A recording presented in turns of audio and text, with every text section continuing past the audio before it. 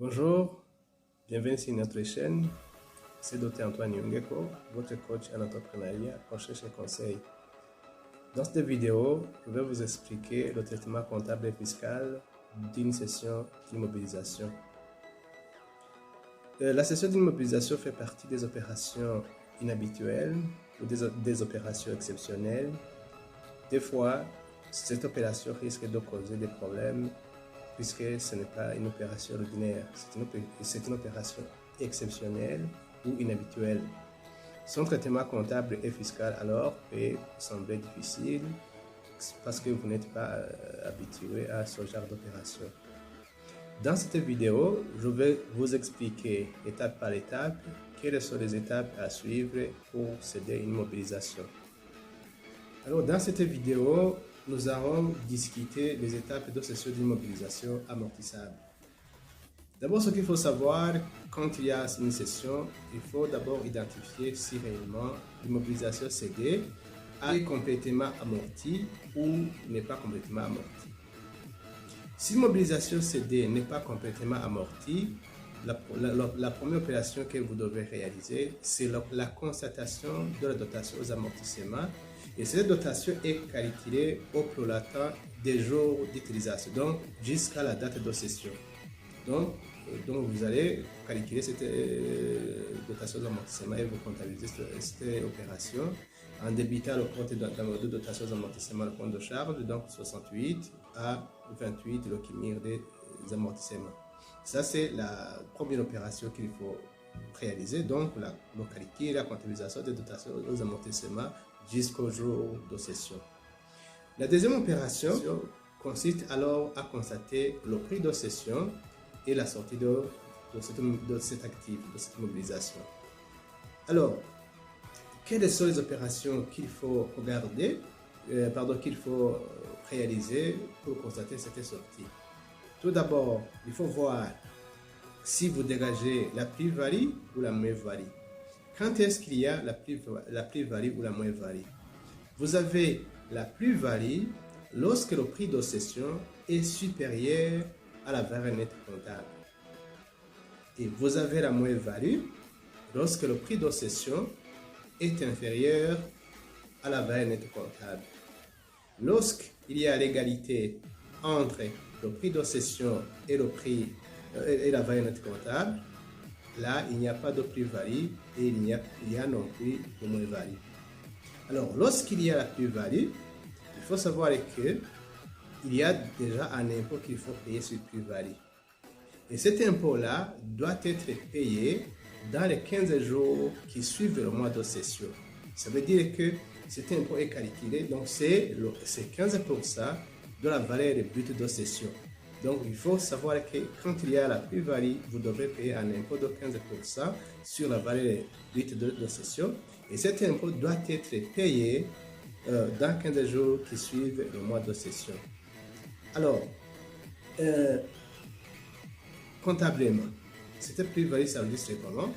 D'abord, on va débiter le compte 28 qui est le cumul des amortissements. Deuxièmement, on va enregistrer la valeur de cession, le prix de cession. Ça, c'est au niveau des comptes qui seront débités. Et les comptes qui seront crédités, il y en a trois. Trois comptes seront crédités. D'abord, il y a le compte qui va enregistrer, qui va constater la sortie de l'immobilisation. Donc, le compte 22 qui sera sorti de la valeur brute de la valeur d'acquisition.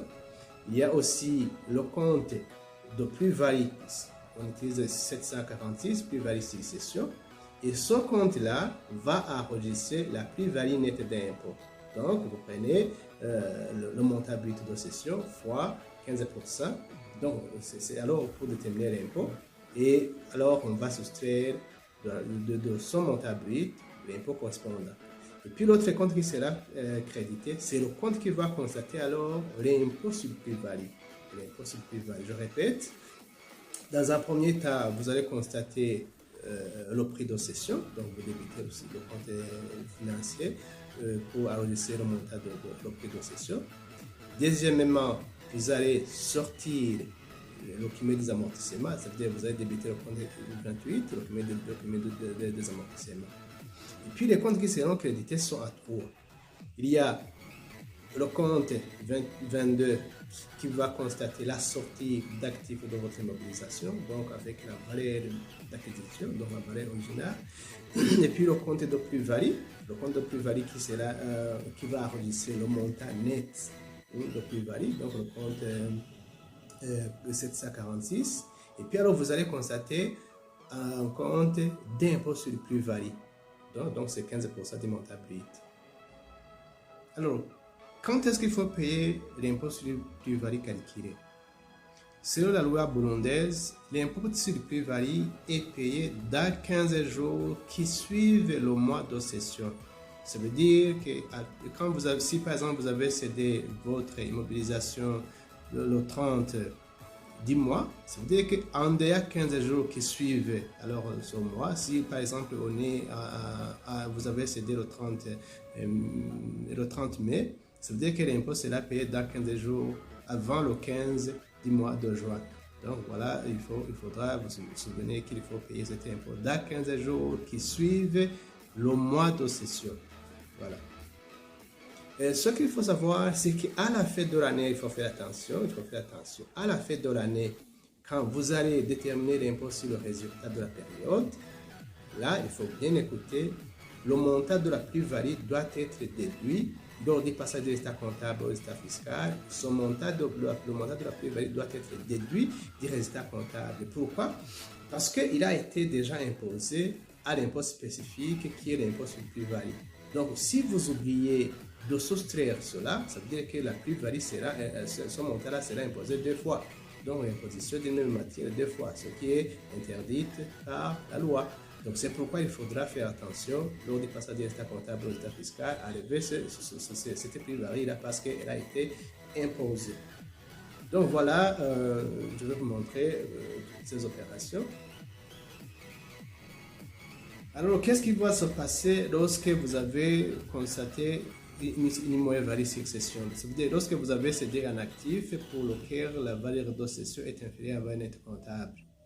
Si l'immobilisation n'est pas complètement amortie, vous allez procéder au calcul et comptabilisation de dotation aux amortissements. Ça veut dire calculer les amortissements jusqu'au jour de la cession.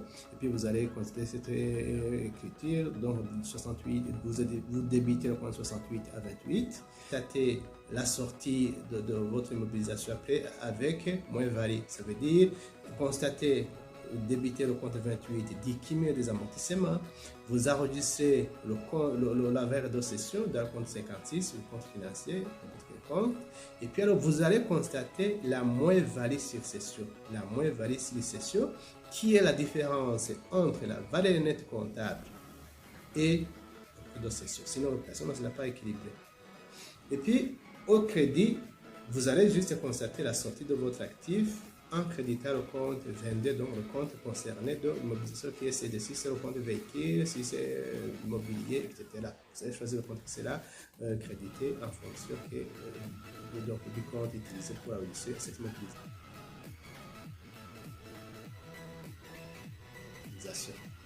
Donc voilà.